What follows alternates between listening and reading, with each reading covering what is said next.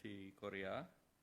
Sekaligus tadi saya melaporkan ke Bapak Presiden hasil daripada negosiasi kunjungan ke Amerika Serikat.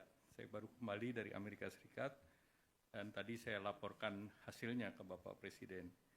Yang pertama terkait dengan kunjungan dari delegasi Korea, itu ada sekitar 19 pengusaha Korea yang hadir, yang sebagian besar 18, sebagian besar sudah berinvestasi di Indonesia. Nah, jumlah investasi yang dilakukan oleh 19 perusahaan tersebut, 19 grup perusahaan tersebut, antara lain ini totalnya adalah hampir 15,4 miliar US dollar. Dan di samping itu mereka akan ada rencana tambahan 1,7 miliar US dollar.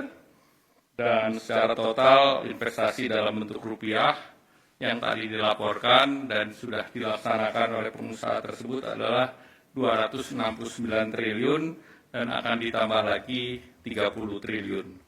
Perusahaan itu antara lain dilaporkan mengenai Lotte Chemicals, yang Lotte Chemicals rencananya akan diresmikan di bulan September-Oktober nanti, dan ini salah satu program pabrik petrokimia besar. Dan dalam kesempatan tadi dari perusahaan Lotte Chemical menawarkan partisipasi Indonesia, dan Bapak Presiden secara prinsip menyetujui Indonesia berpartisipasi di dalam Lotte Chemical tersebut dan diberi tugas kepada Danantara untuk melakukan kajian dan melakukan tindak lanjut daripada investasi tersebut. Kemudian ada beberapa perusahaan lain termasuk KB Financial yang menangani Bukopin, dan ini juga melaporkan bahwa situasinya sekarang sudah profitable, jadi 4 tahun mereka tangani dan sudah menguntungkan.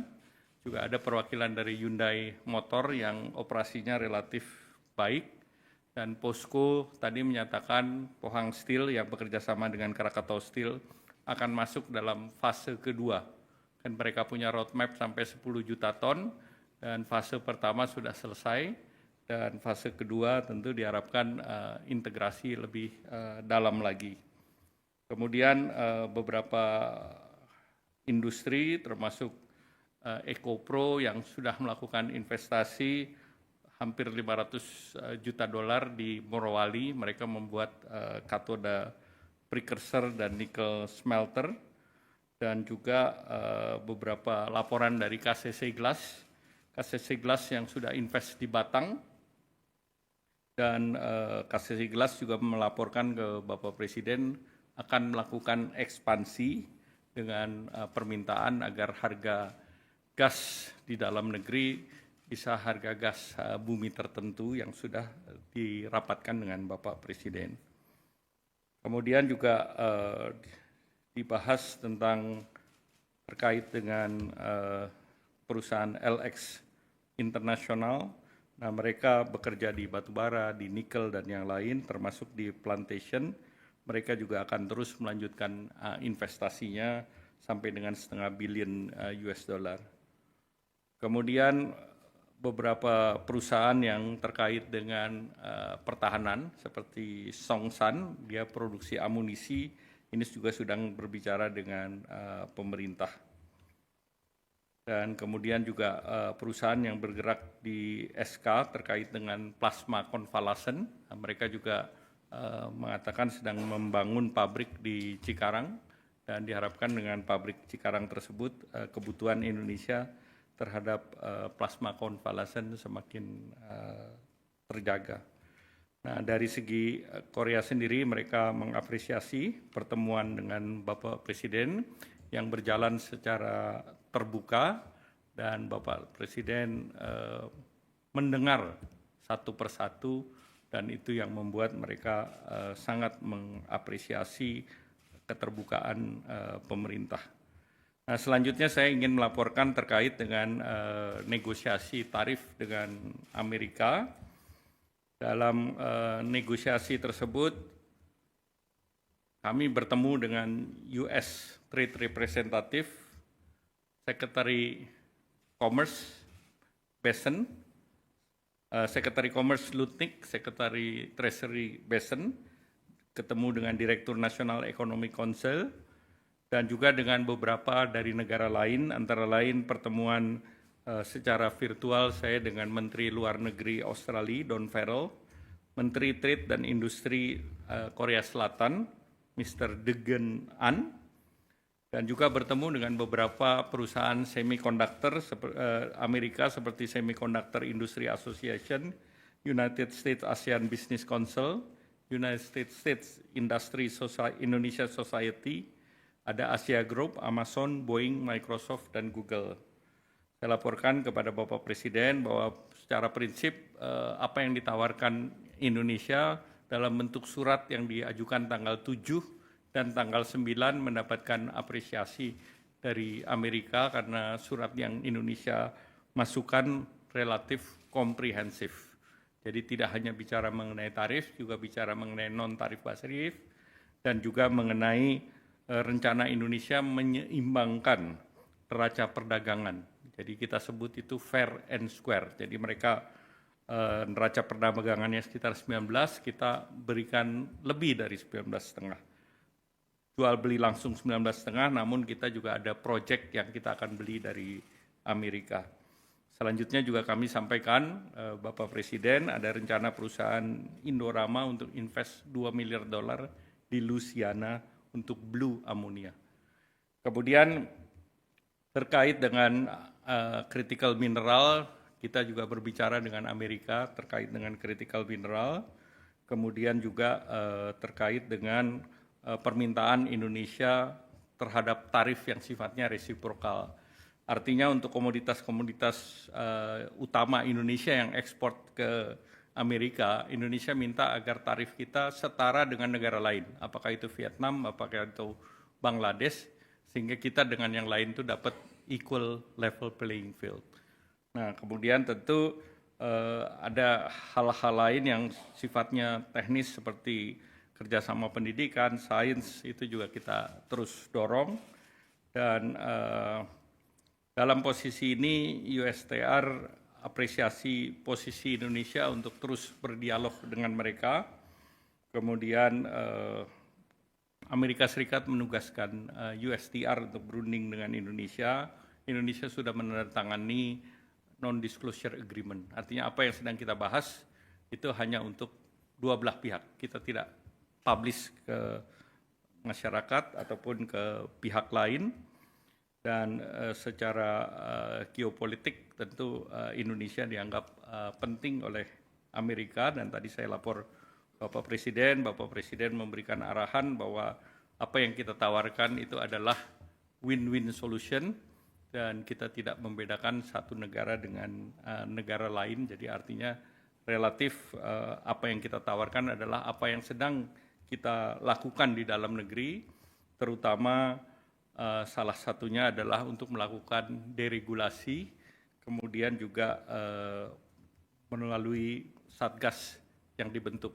Tadi Bapak Presiden sudah menyetujui ada 3 Satgas yang dibentuk, yaitu pertama untuk tindak lanjuti perundingan investasi, yaitu Satgas Perundingan Perdagangan Investasi dan Keamanan Ekonomi. Dan ini Bapak Presiden sudah setujui. Yang kedua, Satgas yang sudah siap, yaitu terkait dengan perluasan kesempatan kerja dan mitigasi PHK. Dan yang ketiga, Satgas mengenai deregulasi kebijakan. Nah, tentu yang lain terkait dengan Satgas peningkatan iklim investasi dan percepatan perizinan berusaha. Nah, dengan Satgas dan perundingan ini diharapkan Indonesia bisa dalam posisi untuk mempercepat perundingan dengan Amerika Serikat. Demikian.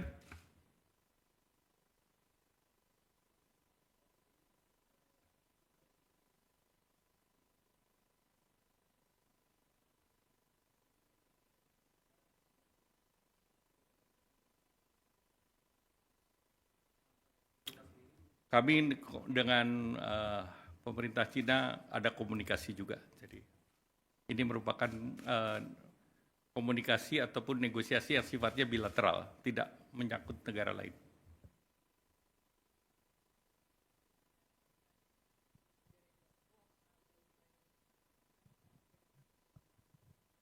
Ya, kita mulai sekarang.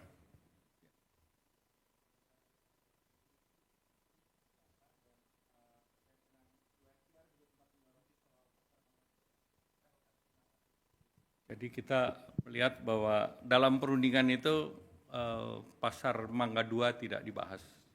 Jadi tentu kita melihat yang non-tarif barrier itu seperti apa, kemudian tentu pasti ada unsur hak kekayaan intelektual, tapi tidak spesifik membahas Mangga 2.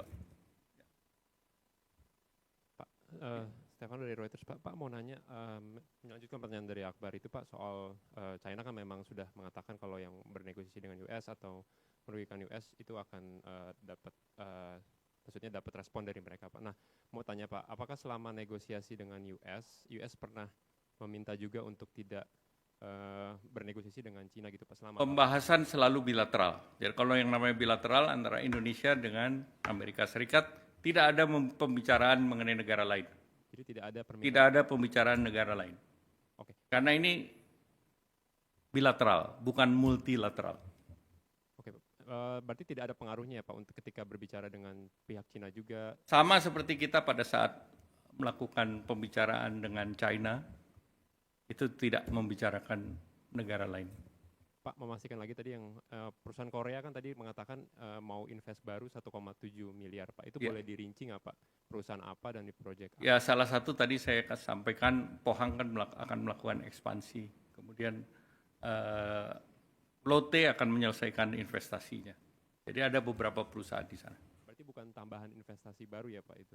Jadi ada tambahan dan ada yang ekspansi. Kalau yang 1,7 KCC Glass misalnya mau ekspansi. Itu 1,7 itu agregat secara total dari 19 perusahaan yang tadi menghadap Bapak Presiden. Yang mau ekspansi berarti? Ya. Terakhir Pak, yang Indorama itu kan perusahaan tekstil ya Pak. Itu kenapa bisa invest di Blue Ammonia ya Pak? Apa itu perusahaan yang lain ya Pak, yang Indorama? Indorama itu perusahaan yang multi produk. Jadi mulai di Purwakarta, kemudian ekspansi ke berbagai negara, termasuk ke Amerika Serikat. Nah, mereka itu kan di Amerika Serikat punya beberapa pabrik PET, polyester. PET itu botol untuk minuman soft drink. Ada rencana dia mau bangun kapan Pak, groundbreaking? Mereka sudah akan bangun di Louisiana, sekarang sedang dalam proses financial front end engineering design. Ya, baik, terima kasih. Wassalamualaikum warahmatullahi wabarakatuh.